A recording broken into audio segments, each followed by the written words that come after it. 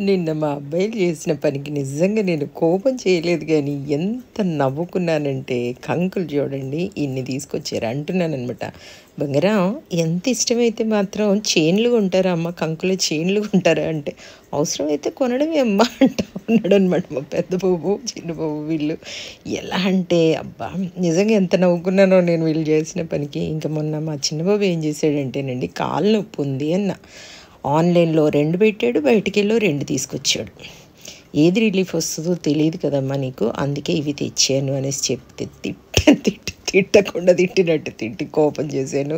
ఇంక మా పెద్ద బాబు రాగానే చెప్తున్నాడనమాట. "అన్నయ్య అమ్మ అసలు ఇంక నేను చెప్పలేనన్నయ్య. చెప్పలేనంటే" "ఎందుకమ్మా? ఎందుకు వాడిని తిడతా ఉన్నావు ఎప్పటికి" అనేసి మా పెద్ద బాబు అంటా ఉన్నాడనమాట.